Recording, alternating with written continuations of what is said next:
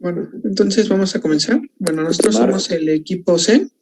El equipo C está conformado por Marco Antonio, Mauricio y yo, Daniel. Vamos a abarcar el tema de insuficiencia venosa. La que sigue, por favor.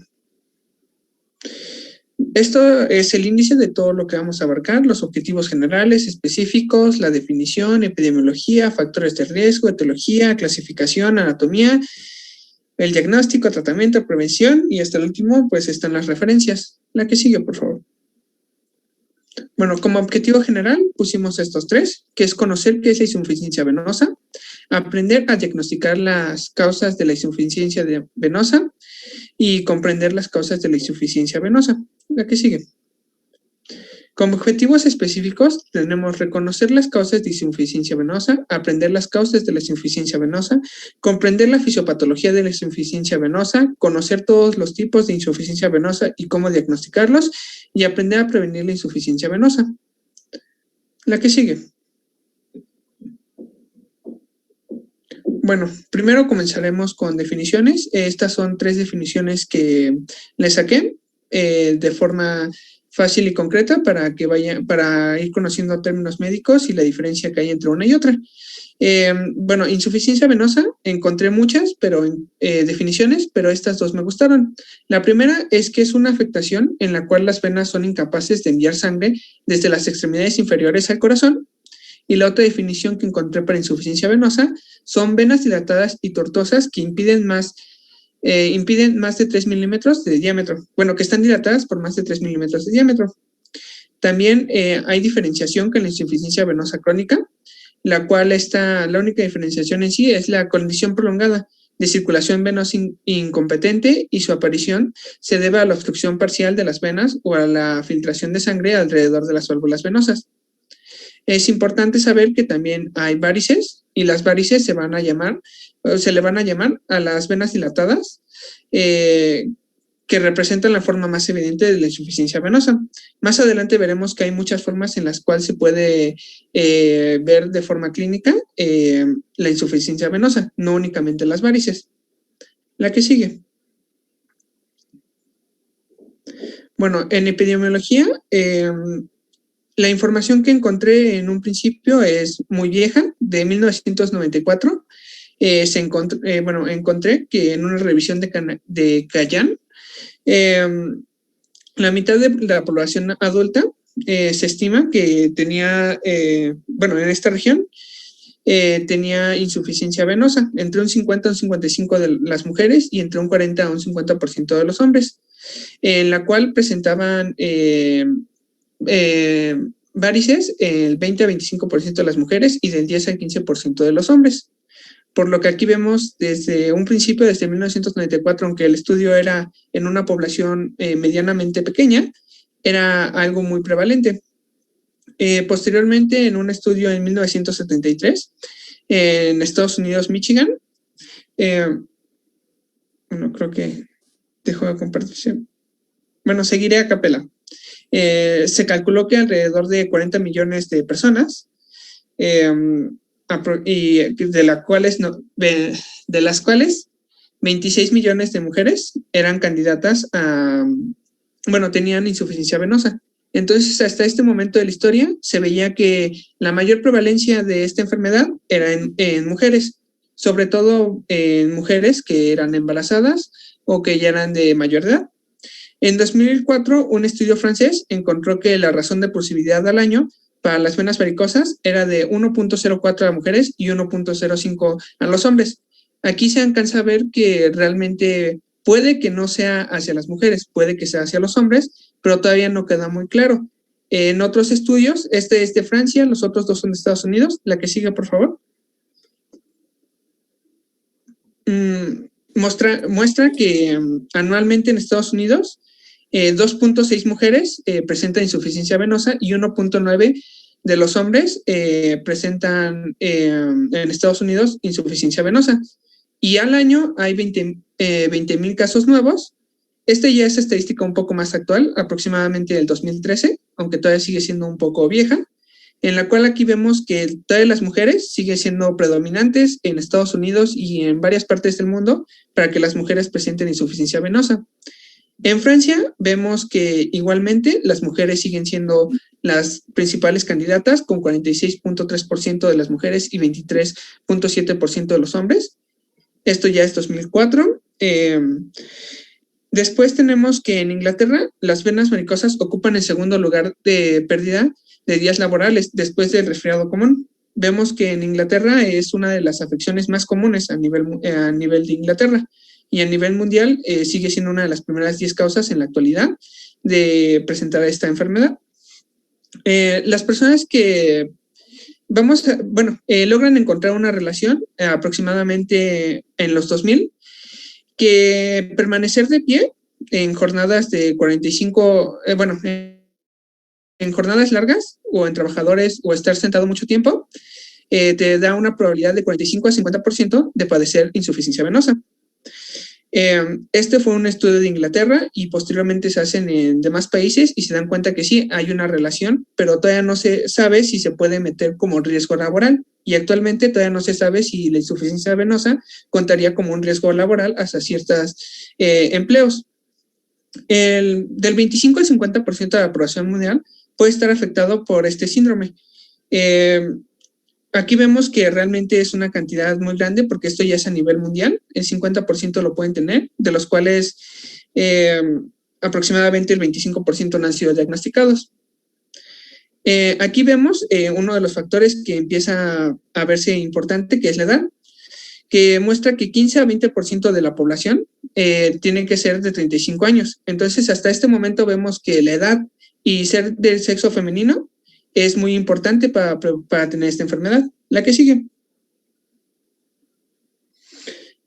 Logré encontrar ya artículos ya en México para la epidemiología. Esto es del año 2000, es ya viejo, en el cual indica que en un periodo de 18 años acudieron al servicio de angiología del Hospital de la Raza 846 pacientes, de los cuales 9.3 eran portadores de secuelas postrombóticas, en las cuales venía la insuficiencia venosa, y se observó que el 70% de los pacientes eran portadores de insuficiencia venosa crónica.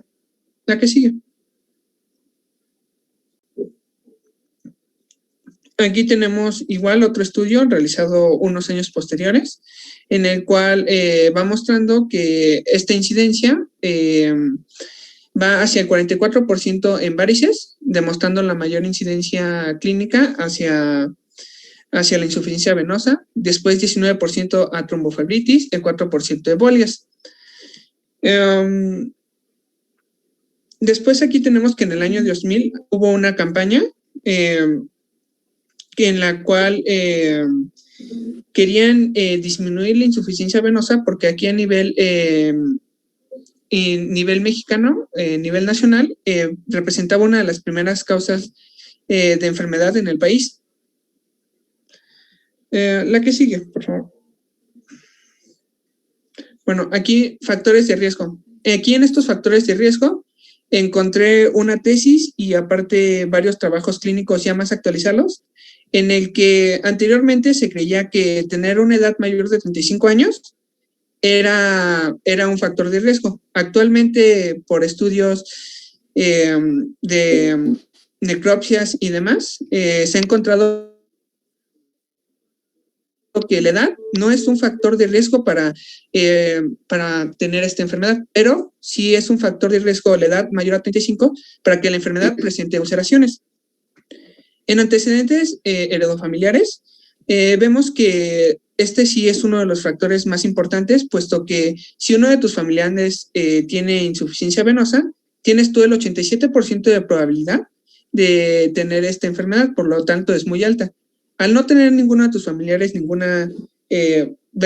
paterno ni materno, esta enfermedad, tu probabilidad no es tan alta, llega a ser a un 21% de probabilidad. Tenemos que un factor de riesgo es la bipedestación prolongada.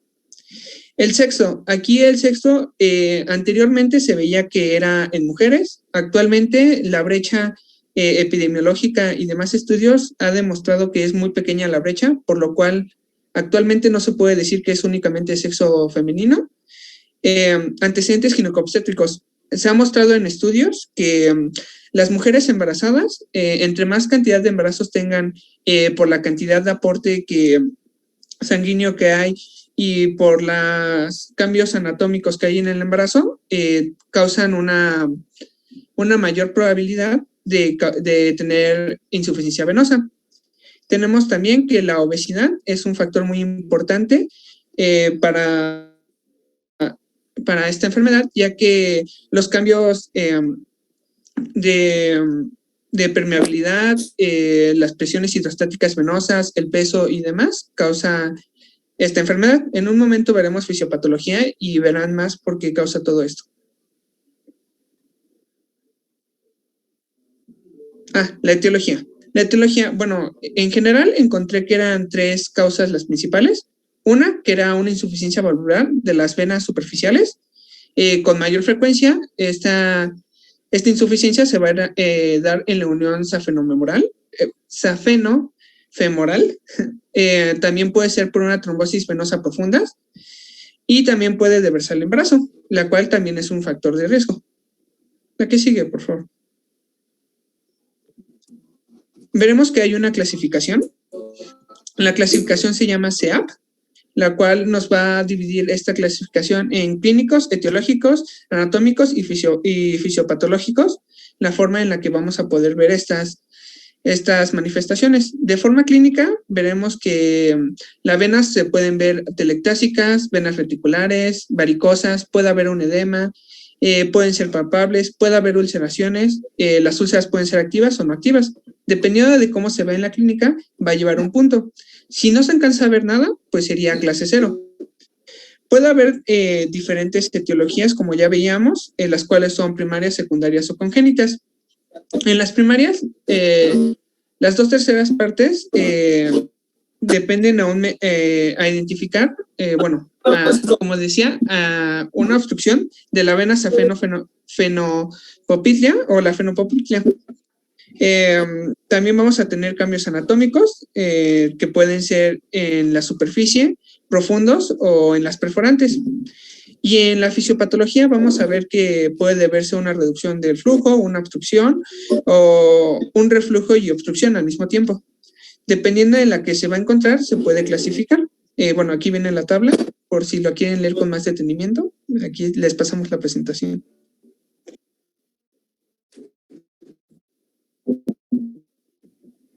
Bueno, vamos a pasar ahora a la anatomía. Vamos a hablar primero de la anatomía para poder entender un poco más la fisiopatología que después vamos a ver. El sistema venoso periférico va a funcionar principalmente como un depósito de almacén de sangre y para conducir, y como conducto, para devolver la sangre al corazón. Bueno, el funcionamiento del sistema venoso periférico va a depender principalmente de la permeabilidad de los vasos, ya que estos van a contener una serie de válvulas de una vía, o sea que solamente van a ir hacia un solo sentido y además de algunas bombas musculares. Vamos a tener que en las venas de la extremidad inferior se van a dividir en 3. Aquí en estas 2 imágenes, ¿le puedes pasar a la siguiente, por favor? Aquí mejor. Aquí vamos a tener las 3 principales divisiones de las venas, que van a ser las superficiales, las perforantes y las venas profundas. Bueno, las venas superficiales van a correr entre la dermis y la fascia muscular, mientras que las profundas se van a encontrar por debajo de esta fascia muscular. ¿Ok? Y además, estas venas superficiales van a ser principalmente van a incluir la vena safena mayor, la vena safena menor. También vamos a tener que van a encontrar algunas safenas accesorias, que son todas estas las que podemos ver en rojo. Este es un poquito más burdo, pero en este ya podemos ver dónde están. Es por acá. que es en el diagrama, en la imagen de la izquierda podemos ver en rojo cuáles son las superficiales y son principalmente la menor, la mayor o también llamada magna, y algunas accesorias, que estas por lo regular no tienen nombres en específico. También vamos a encontrar que en el sistema venoso profundo, estas van a incluir tanto la vena femoral, la femoral común, que estas van a estar principalmente en azul, y como nos están señalando en el diagrama, y algunas venas fibulares. Hay que tomar en cuenta también que principalmente en las venas superficiales es en donde se va a dar como ya nos mencionó Dani, van a ser el primer lugar o el principal lugar de afección para la insuficiencia venosa. Sin embargo, en las venas profundas van a ser, en este sistema venoso profundo, va a transportar la mayoría del volumen total, alrededor de un 85-90%. Bueno, vamos a tener las perforantes. Estas principalmente van a conectar lo que es las venas superficiales y las venas profundas. Y vamos a tener que en este sistema venoso vamos a tener algunas pequeñas válvulas. Estas válvulas van a estar dentro de las venas y van a ser esenciales para poder asegurar que la sangre fluya, como ya había mencionado, hacia una sola dirección. Esto principalmente para cuando estemos en una postura erguida. Y estas van a estar localizadas a lo largo de las venas tanto profundas y superficiales. Y hay que tomar en cuenta que estas pequeñas válvulas van a ir en aumento desde la parte más proximal de la pierna hasta la parte distal. Entonces, entre más nos alejemos, entre más distal estemos, va a haber más válvulas. Esto para que se compense con la fuerza de gravedad. Siguiente, por favor. Bueno, la fisiopatología. Como ya nos mencionaba Dani, tenemos la clasificación SEAP. En esta clasificación nos los ponen como reflujo, obstrucción, una combinación de ambas, y aquí yo agregué una extra que es la no identificada, que tiene datos clínicos de insuficiencia venosa que después vamos a ver, pero no se identifica cuál es la causa, si es por reflujo, si es por obstrucción o si es ambas. Entonces, por eso es se le agrega este apartado. Y bueno, aquí vamos a hablar principalmente de reflujo y obstrucción, que es lo principal. Y siguiente, por favor.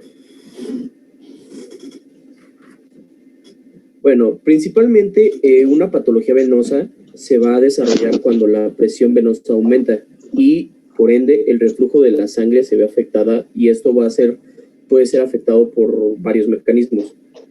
Entre ellos, por ejemplo, es una incompetencia valvular, como veíamos en las imágenes pasadas, e inclusive también por la hipertensión venosa constante, ya que esta propia hipertensión puede provocar algunos cambios clínicos que vamos a ver, como la hiperpigmentación y una fibrosis de tejido subcutáneo, que esto se le va a conocer como lipodermatoesclerosis. Bueno, esta disfunción, aquí lo que les voy a mostrar va a ser el reflujo, que es como tal la disfunción de las válvulas. Y vamos a ver que en el capilar, en el vaso, en el vaso como tal, va a haber algún daño o va a causar una inflamación, un daño, y esto va a causar que produzcan o que salgan sustancias vasoactivas. Entre estas están la S-lectina, el ICAM-1, quimiosimnas y mediadores inflamatorios. Todas estas van a causar un daño en el glucocáliz. Y una función de este glucocáliz es disminuir una adhesión de leucocitos como tal en el endotelio. Y por este daño que van a causar todas estas sustancias, van al contrario, ahora van a aumentar la adhesión de estos leucocitos y a su vez van a provocar una respuesta inflamatoria local. Esto va a provocar pues, todo este daño que va a causar, y además esto va a ser favorecido por algunos factores hemodinámicos o la misma hipertensión venosa que ya les había mencionado. Y en algunos artículos mencionan que en estas circunstancias de reflujo y por este propio mecanismo se encuentra el colágeno aumentado, mientras que la elastina y la laminina se encuentran disminuidas. Y como ya muchos están suponiendo un poco, este mismo mecanismo y todos los datos que hemos visto como que favorecen una producción de un trombo, que es a lo que vamos al siguiente mecanismo fisiopatológico. Siguiente, por favor. No, atrás, se me olvidó poner esa imagen. No, la pasada, por favor. Esa, mira. Bueno, en la obstrucción principalmente va a ser dada por coágulos, por un trombo. Y cuando sea un trombo, suele presentarse en el sistema venoso profundo, mientras que el reflujo suele presentarse principalmente en el sistema venoso superficial. Se me había olvidado mencionarles.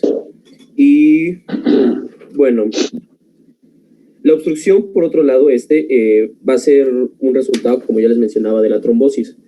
Y como tal, pues, es más que nada un trombo que se comienza a formar en el sistema venoso, como ya les había mencionado. No hay tanto desvío en ese mecanismo. Y ya. Siguiente, por favor.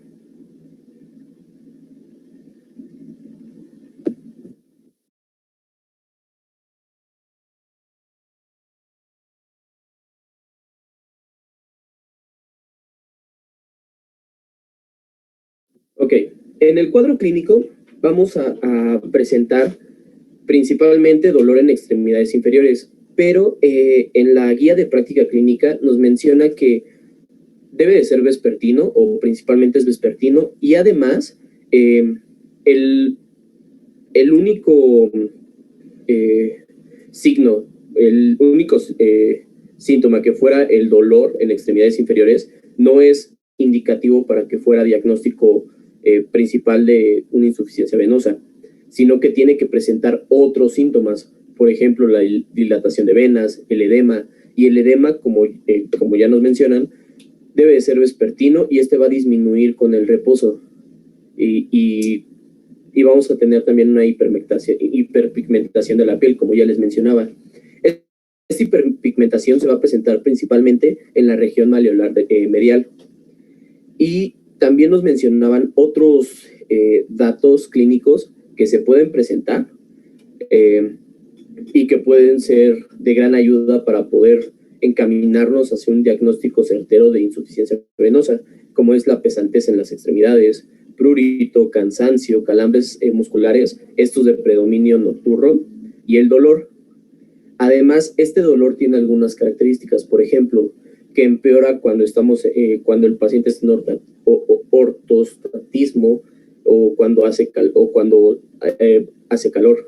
y mejora cuando está en decúbito, como ya les mencionaba, por ejemplo, cuando estaba en reposo, cuando hace frío y cuando las extremidades se elevan.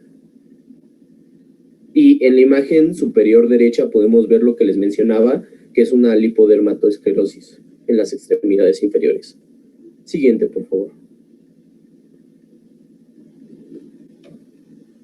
Bueno, continuando con el diagnóstico, tenemos que cuando se explora a un paciente con la insuficiencia venosa, pues inspeccionan lo que son las extremidades del pie, bueno, en búsqueda de ya sean venas dilatadas y tortuosas o cambios en la coloración.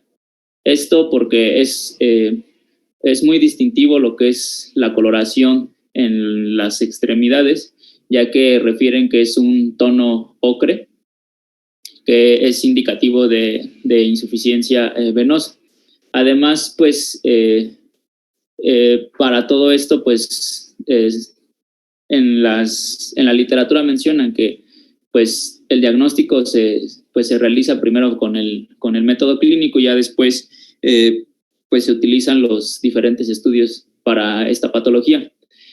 Además, pues existen estudios clínicos que pues sirven para establecer el diagnóstico y hay pruebas funcionales que pues estas se dividen en dos grupos. La primera son las que pues evalúan los puntos de fuga o los reflujos también llamados desde lo que es el sistema venoso profundo al superficial. Esto a través de lo que son los callados y las comunicantes que son insuficientes. Y el número 2 son las que pues determinan la permeabilidad del sistema venoso profundo. Esas van a ser las dos pruebas funcionales, los dos grupos. Y bueno, empezamos con lo que son las pruebas para detectar estos reflujos del sistema venoso profundo al superficial. La primera prueba que tenemos es la prueba de Brodie-Trendelenburg o Trendelenburg simple, también llamada. ¿Esta cómo se va a realizar? Pues primero debemos de decirle al paciente que se ponga en decúbito supino y pues debe de elevar lo que es el miembro inferior, el cual pues se va a explorar y esto pues por algunos segundos para lo que es vaciar completamente pues el sistema venoso superficial. Posteriormente, pues se va a colocar una ligadura de goma en lo que es el tercio superior del muslo, por debajo de lo que es el callado de la safena interna, como podemos ver en las imágenes que están a su derecha. Podemos ver cómo está la ligadura colocada en el tercio superior del muslo. Esto, pues, de acuerdo a la anatomía, pues por debajo de lo que es el callado de la safena interna, ahí va a ir colocado esta ligadura de goma. Y finalmente, pues, se va a hacer, le vamos a decir al paciente que se levante y después, pues, de 30 segundos se va a liberar la ligadura. Así es como se realiza. Pero, ¿qué vamos a obtener? ¿Cuáles van a ser los resultados? Pues los resultados de la prueba pueden ser 4, uno de los 4. Puede ser que la prueba esté normal, que la prueba salga positiva, que la prueba salga doblemente positiva o que la prueba salga negativa. En el caso de la prueba nula o normal, aquí lo que sucede es que pues, se produce un rellenado lento, normal, que va de abajo hacia arriba, y esto pues debido al flujo de la sangre, desde lo que son las colaterales, que estas no van a variar al soltar lo que es la ligadura. Eso es lo que significa cuando la prueba está normal. Si la prueba sale positiva, esto quiere decir que hay venas patológicas que van a permanecer vacías, o se van a rellenar muy lentamente, esto igual de abajo hacia arriba, por el flujo desde lo que son las colaterales. Pero cuando se suelta la ligadura, estas se van a rellenar de una manera súbita y esto va a ir de arriba hacia abajo y esto nos va a indicar que hay insuficiencia exclusiva del callado safeno interno, solamente de esa zona, pero no hay insuficiencia de las comunicantes. Pero ahora, si esta prueba sale doblemente positiva, ¿esto qué quiere decir? Esto significa que cuando se observa el rellenado que es rápido y esto va a ir de abajo hacia arriba antes de que se suelte la ligadura y esto nos va a indicar que hay insuficiencia de las comunicantes. Además, cuando se suelta esta ligadura, pues se aumenta lo que es de forma repentina lo que es el rellenado, esto de arriba hacia abajo y esto nos va a señalar que hay insuficiencia del callado safeno interno. Entonces, por eso es que es la prueba doble positiva, porque hay insuficiencia de las comunicantes y hay insuficiencia del callado safeno interno. Por eso es que es doble positiva. Y ahora, si la prueba sale negativa, pues aquí lo que se observa pues, es que hay un rellenado rápido antes de soltar la ligadura.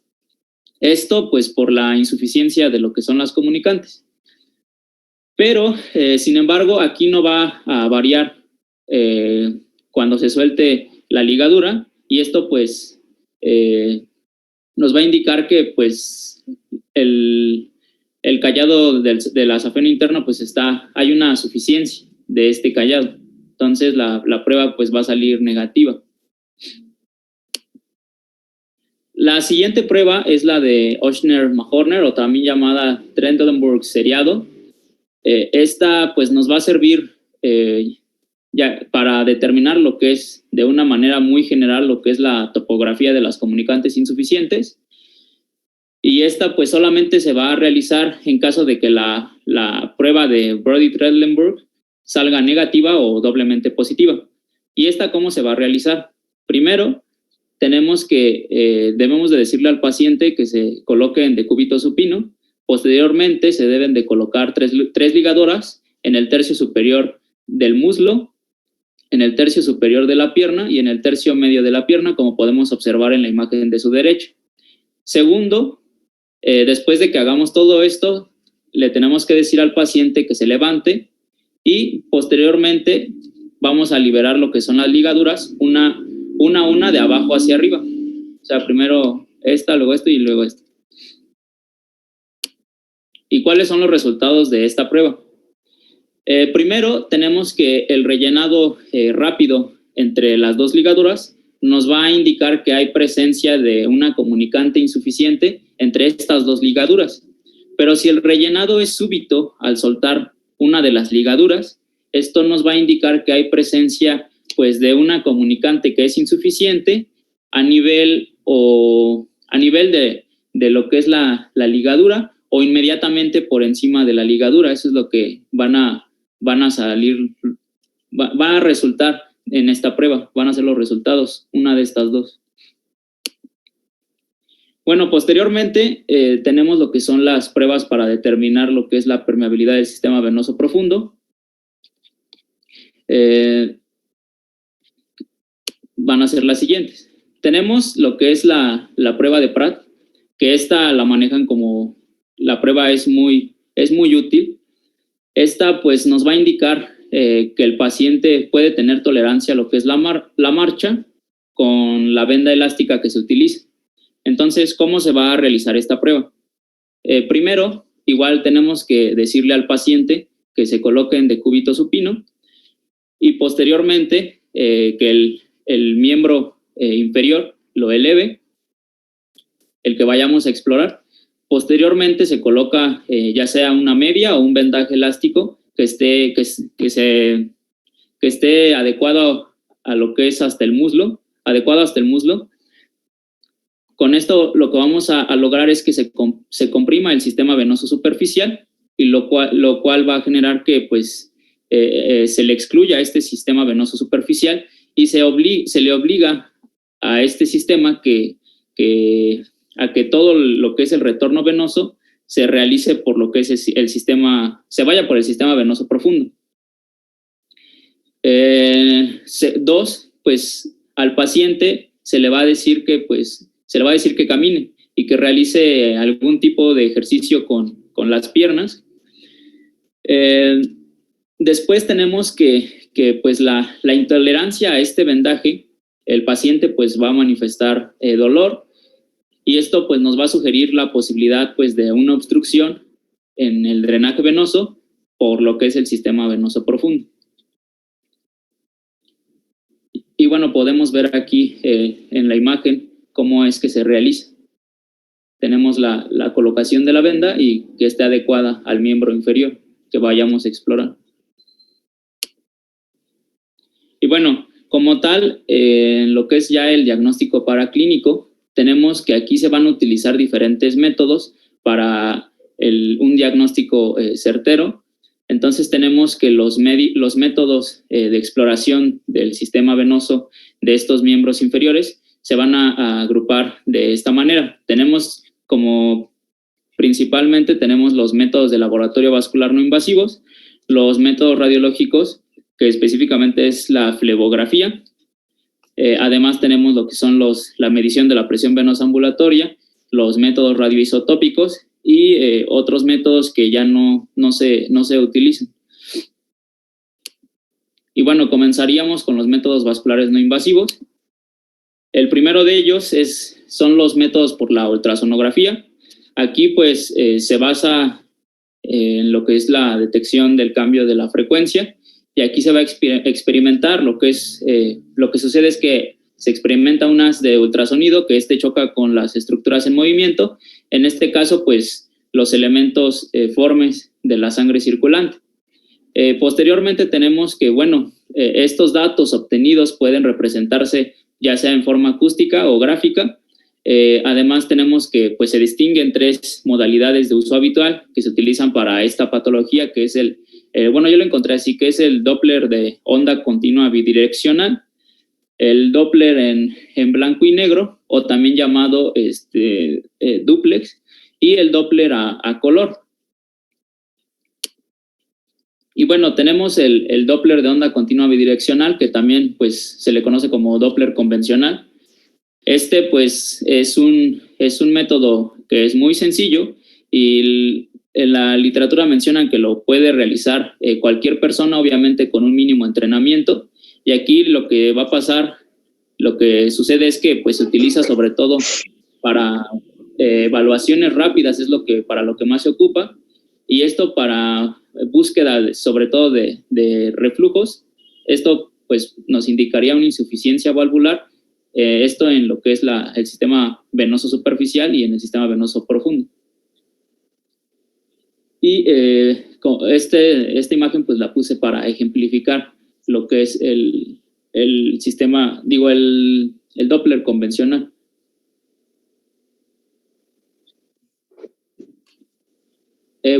Después tenemos lo que es el duplex, o también, yo lo encontré como Doppler en blanco y negro, y pues es el conjunto de un Doppler de lo que es una onda pulsada con un ultrasonido en lo que es en modo B, en tiempo real. Esta parte, no entendía a qué se refería el ultrasonido en modo B, doctor, pero encontré que este método, se utiliza, Doppler, pues lo manejan como un método mucho más sofisticado que el anterior, y pues obviamente pues requiere ya un entrenamiento específico para los técnicos que la van a usar, y además refieren que pues tiene un costo pues mucho más alto. ¿Y para qué se va a utilizar? Pues reconoce reflujos superficiales, comunicantes y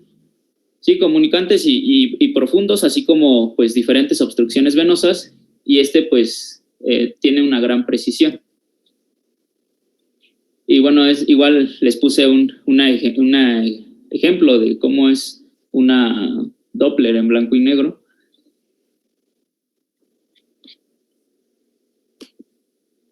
Y igual también está el Doppler a color, que tiene las características de la modalidad duplex, pero aquí pues la codificación del flujo pues va a ser a color. Esta codificación por color pues va a simplificar lo que es el estudio y va a permitir una mayor precisión, y pues se menciona igual que pues ha sustituido de manera progresiva a lo que es el duplex. Igual los Doppler que les coloqué son ejemplificaciones de este tipo de Doppler. Y tenemos ahora lo que son los métodos pletismográficos. Estos pues se basan en la medida ya sea directa o indirecta por diferentes métodos que se utilizan de los cambios de volumen de distintos sectores del miembro inferior. Esto pues nos va a permitir detectar y en parte pues cuantificar las insuficiencias valvulares, las obstrucciones, entre otros, y además nos va a determinar los diferentes cambios de volumen del miembro por medio de las variaciones experimentadas en lo que es un manguito neumático colocado alrededor de la pierna. Tenemos 2 tipos de métodos pletismográficos. Uno es la fotopletismografía y la otra es una pletismografía de aire. Aquí hay que agregar que estos métodos pletismográficos no son de naturaleza penetrante. Además se basan en lo que es la medición de los cambios de volumen de la extremidad inferior para la valoración de la insuficiencia venosa crónica. Es Este se utiliza en esta patología. Además, hablando ya específicamente de la fotopletismografía, esta pues valora de manera indirecta lo que es la función venosa mediante el uso de una luz infrarroja. Aquí pues se va a colocar un diodo emisor de luz inmediatamente arriba de lo que es el maliolo medial, y bueno, se le solicita al paciente ponerse de puntillas varias veces. Además, esta fotopletismografía pues no nos va a proporcionar mediciones precisas de la presión venosa ambulatoria, pero nos va a permitir obtener cuantificaciones adecuadas de los tiempos de recuperación venosa. En el caso de en las extremidades inferiores que cursan con insuficiencia venosa crónica, los tiempos de recuperación venosa se van a acortar en comparación con el de las piernas que pues, se encuentran normales. Lo que es la presión venosa ambulatoria y los tiempos de recuperación venosa, estas pues solamente van a ser medidas de la función general del sistema venoso de lo que es la extremidad inferior, pero estas no van a permitir localizar el sitio del reflujo ni valorar la función de la bomba de la pantorrilla en enfermos que cursan con la insuficiencia venosa crónica. En el caso de la fletismografía de aire, pues este va a ser un método teóricamente atractivo. Lo menciona que es muy atractivo, pero pues no es usado de una forma muy amplia. Esto pues para analizar lo que es la función de la bomba de la pantorrilla, el reflujo venoso y la función venosa general de la extremidad inferior. Aquí lo que va a suceder es que se coloca un manguito de presión que es de plástico, que se encuentra lleno de aire, esto sobre la pantorrilla, y esto para pues reconocer cambios de volumen de la extremidad inferior durante una serie estandarizada de maniobras. Y entonces lo que va a pasar en primer lugar es que se coloca al paciente en posición supina y se le va a elevar la extremidad inferior para registrar lo que es el volumen sanguíneo venoso mínimo. Después, posteriormente, se le pide al paciente ponerse de pie. Esto, al ponerse de pie, debemos de decirle que no debe de apoyar la pierna que está en estudio en el piso. No debemos de decirle eso. No ponga el peso en la pierna que se esté estudiando.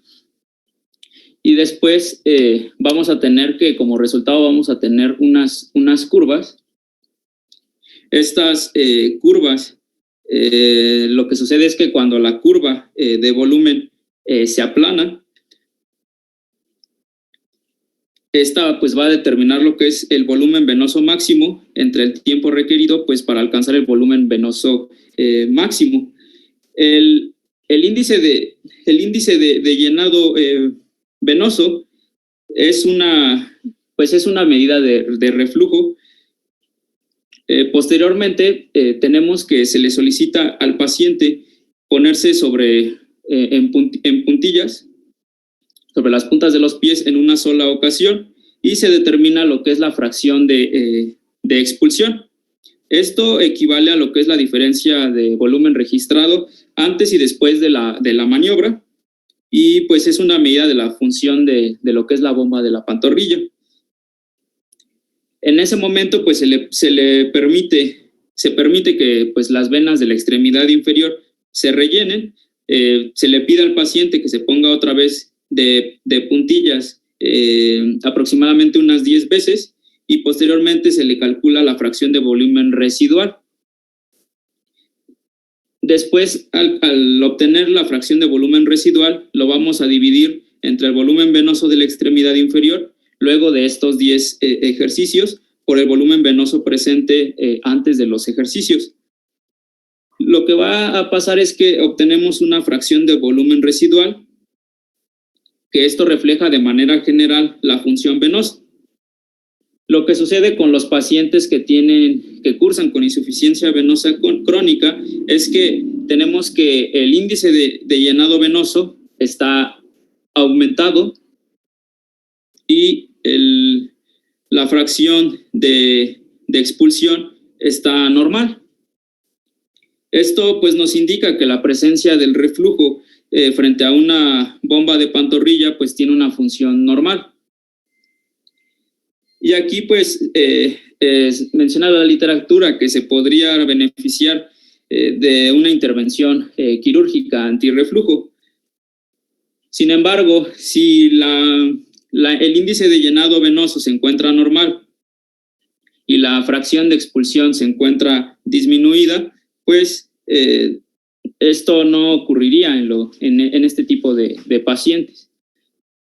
Y aquí pues tenemos un ejemplo de lo que les acabo de explicar y los dibujos del individuo que se encuentra aquí arriba y en la imagen de la derecha las letras que muestran los métodos fletismográficos que les acabo de explicar es lo que sucede, los pasos y el resultado que se va a obtener.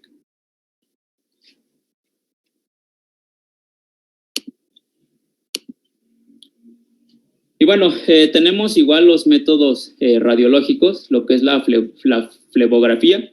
Estos pues se basan pues en un estudio radiológico que es convencional por medio de una inyección de contraste yodado en el sistema venoso de los miembros inferiores. Entonces tenemos lo que es la flebografía ascendente o convencional, que es su uso es muy frecuente. Aquí, ¿cómo se va a realizar? Pues como ya les había dicho, pues se inyecta el contraste yodado, esto en una vena superficial del dorso del pie, y se coloca una ligadura en el tobillo para pues obligar que pues sí tenga se obliga pues lo que es el contraste a circular por lo que es el sistema profundo. Y con esto, ¿qué vamos a lograr? Pues de esta forma pues es posible detectar las obstrucciones, ya sean totales o parciales, del sistema venoso profundo. Además se visualizan las circulaciones colaterales y se detectan los puntos de fuga, que son los reflujos. Esto pues por los callados o las comunicantes que son insuficientes. Además pues igual, tenemos aquí cómo es lo que se obtiene en la flebografía ascendente o convencional, es lo que se obtiene en estas dos imágenes. Y bueno, tenemos la flebografía descendente, que pues es un método más dinámico, pero no se utiliza tanto como la flebografía ascendente. Pero aquí lo que nos va a indicar es que cuando hay diferentes casos que los mencionan que son muy raros, en los que es necesario pues estudiar lo que es el reflujo valvular que sea patológico del sistema venoso profundo y la topografía de válvulas insuficientes, esto para pues la reparación que es la valvuloplastía, pues utiliza esta flebografía descendente. Sin embargo, este tipo de método pues tiene complicaciones, ya sea hematomas, las diferentes lesiones venosas, y puede provocar trombosis venosas. En este tipo de método de estudio, si se identifica reflujo venoso profundo, pues se puede clasificar según sea la magnitud. Y aquí encontré lo que es la clasificación de Kirchner, que lo va a clasificar en 5 grados del 0 al 4.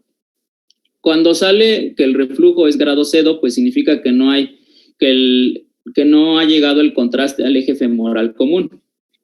Cuando el reflujo está en grado 1, esto significa que este reflujo ha llegado a la femoral superficial hasta lo que es la zona del tercio superior del muslo, donde se va a detener por la válvula competente. Cuando es reflujo grado 2, este reflujo de contraste va a llegar hasta lo que es el tercio inferior del muslo. Cuando resulta grado 3, Este reflujo llega a lo que son las venas profundas de la pierna. Y finalmente, cuando es grado 4, este reflujo pues cae en cascada y alcanza lo que es la parte distal de la pierna. Esto sin un flujo anterógrado en la vena ilíaca. Lo que es el grado 3 y grado 4 del reflujo pues se consideran patológicos.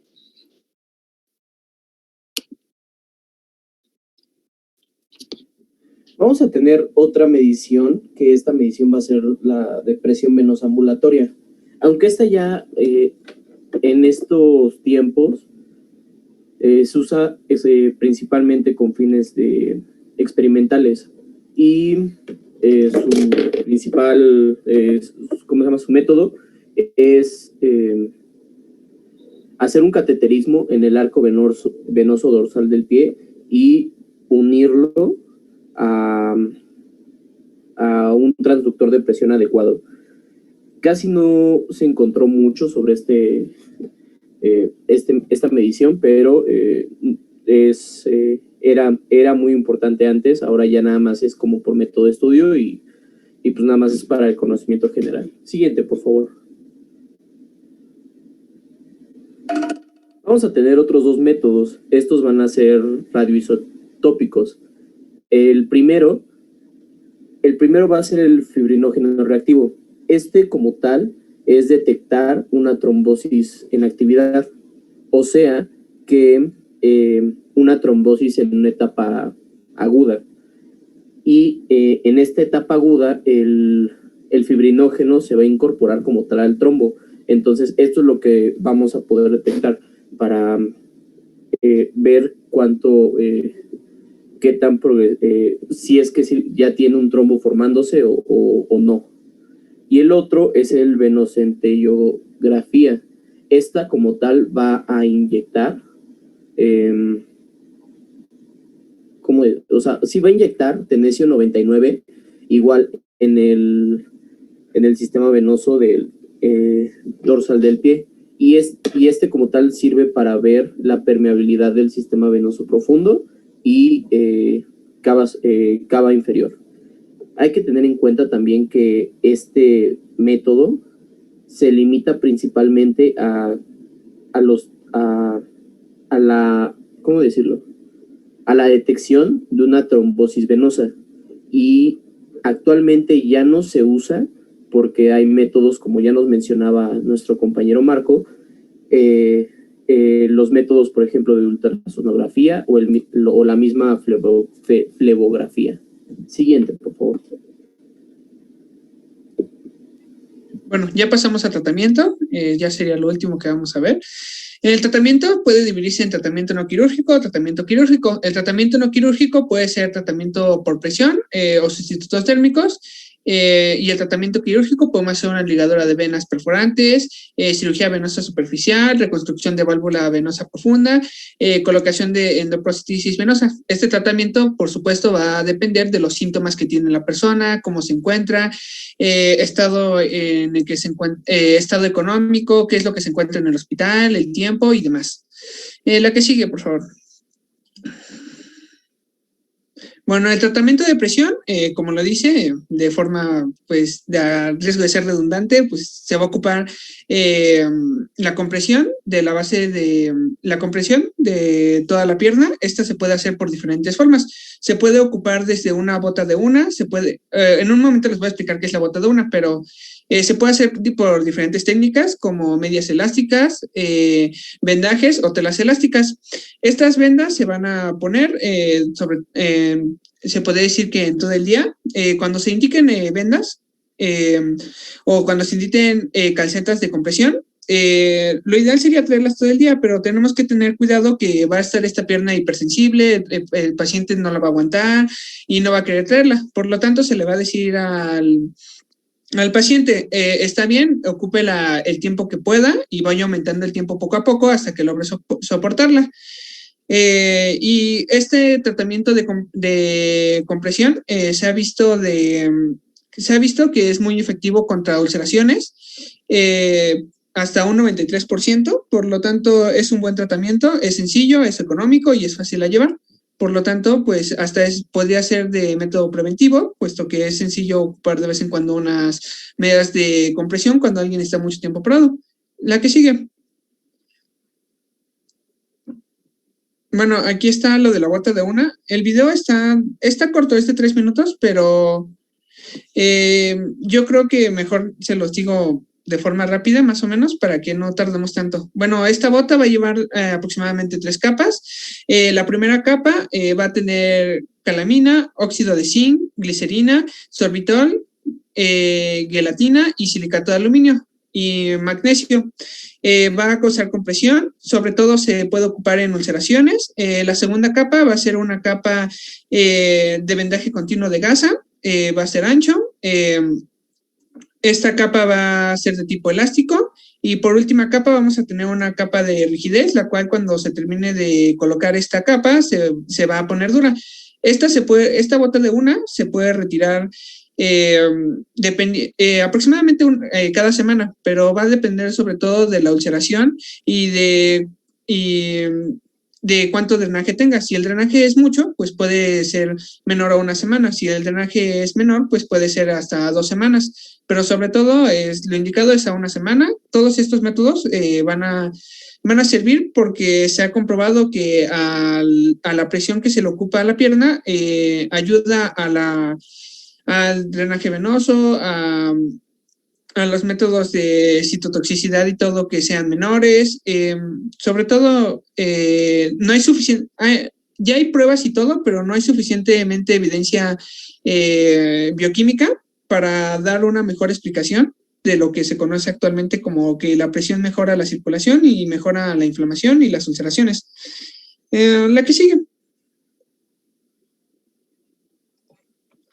Algo que se me pasó a decirles, las medias elásticas compresivas normalmente están con una presión de 30 a 40 milímetros de mercurio aproximadamente.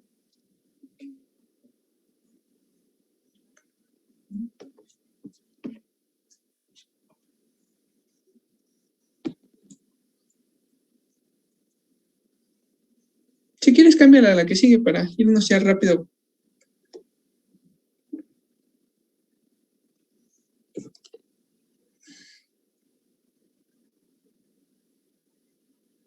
Bueno, también se pueden ocupar sustitutos térmicos. Estos sustitutos térmicos sobre todo se encuentran en Estados Unidos.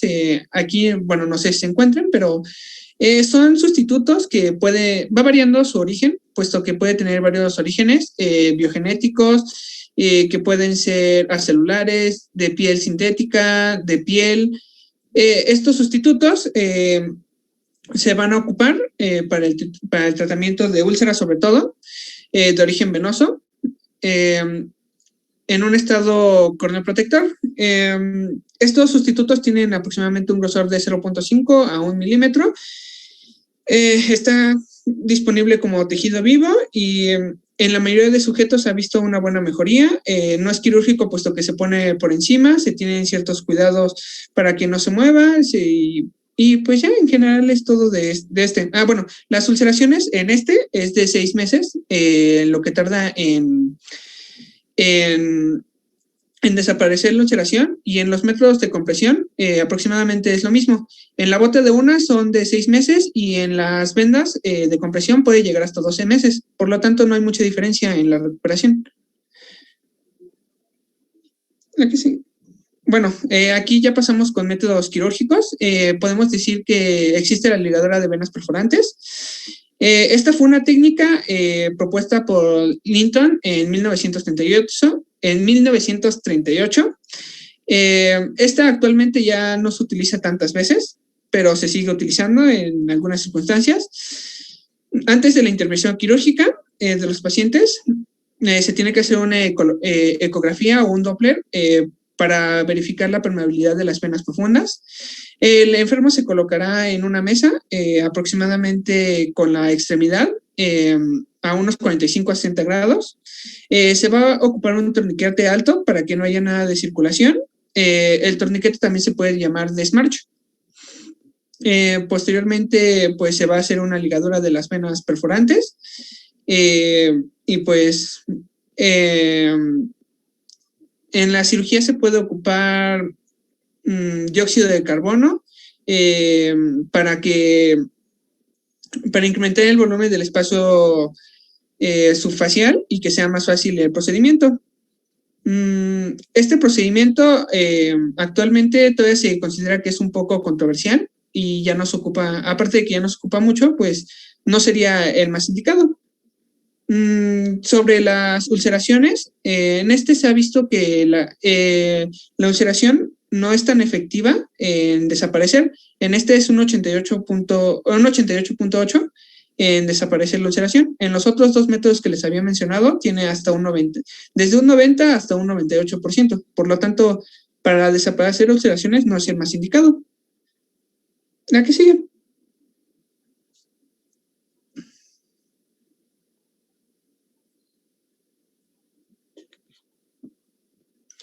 Bueno, también se puede hacer una cirugía de venas superficiales. En la actualidad, se acepta que la cirugía de venas superficiales se pueda llevar a cabo también con un tratamiento compresivo, por lo cual puede ser con vendas o con una bota de una. Y se ha visto que reduce la cantidad de ulceraciones. No encontré exactamente bien cómo se hacía el procedimiento,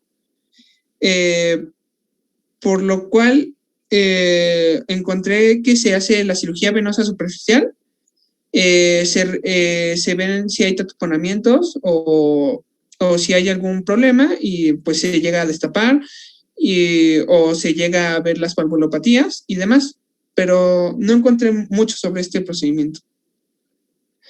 La que sigue, por favor. Bueno, tenemos la reconstrucción de válvulas venosas profundas. En esta hay varios métodos de hacer esta reconstrucción. Se va a ocupar cuando hay inmunosuficiencia de la válvula venosa profunda. También cuando se encuentra... espera, estoy ordenando ideas.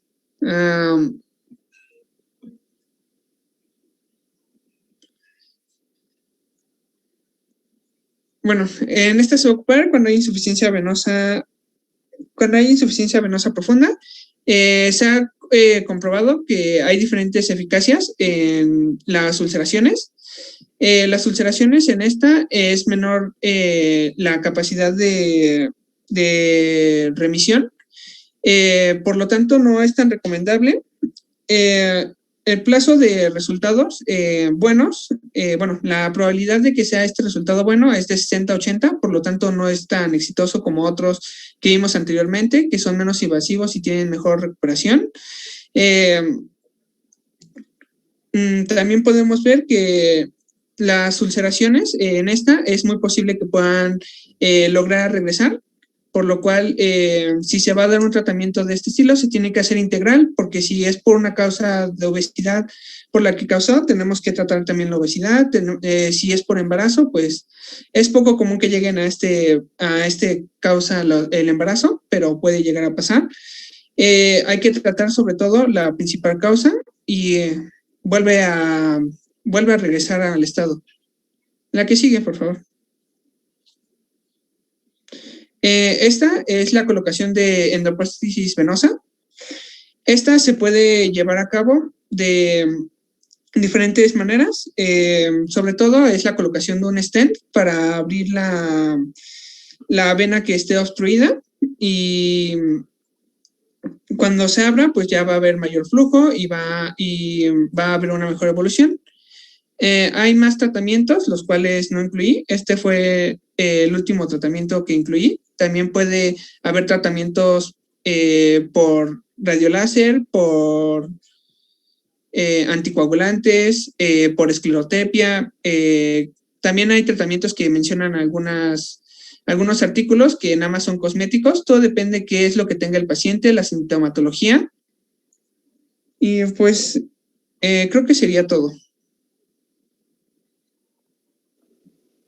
Ok, muy bien. Sí, me escuchan, ¿verdad? Sí, doctor. Sí, doctor. Ok. Bueno, como se dieron cuenta, el tema es bastante amplio. Y de hecho creo que nos pasamos un poquito del tiempo, pero bueno, estuvo muy bien. Lo que deben recordar ustedes, acuérdense que ustedes ahorita están en formación de paramédico general. Entonces es los objetivos que habías marcado, identificar qué es una insuficiencia venosa. Ya sabemos que es un problema meramente valvular y que va a ir de grados. El grado más bajito, digamos, el que les va a llegar a ustedes, fue la presencia de las telangiectasias o las varices pequeñitas, esas que parecen arañitas. Eso es lo más común. Y como decía él, por fines estéticos, más que por otra cosa, primero es por fines estéticos. Es muy común que lleguen. Sería una etapa inicial de una insuficiencia venosa. Ahí mencionabas tú también el tratamiento de la escleroterapia, que es la aplicación de una sustancia derivada de un alcohol, se llama polidocanol o farmaflevón, que es el nombre comercial. Y es muy común, de hecho, lo que hace el médico es con una agujita de esas de insulina aplicar un poco de la sustancia esclerosante, que es ese polidocanol, para hacer vasoconstricción de las venas, en este caso las telangiectasias. Recuerden que una telangiectasia es por debajo de 3-4 milímetros. Si ustedes quieren esclerosar una vena mayor de 4 milímetros, va a causarle un daño al paciente más que beneficiarlo. Va a haber un problema ahí. Le van a dejar una mancha ahí de hemoglobina en su piel y se supone que es para fines estéticos, entonces va a terminar muy mal, ¿sale? Entonces, escleroterapia, venas de 4 milímetros máximo, son las que se les puede dar tratamiento. Otras cosas que utilizan para esa etapa inicial de una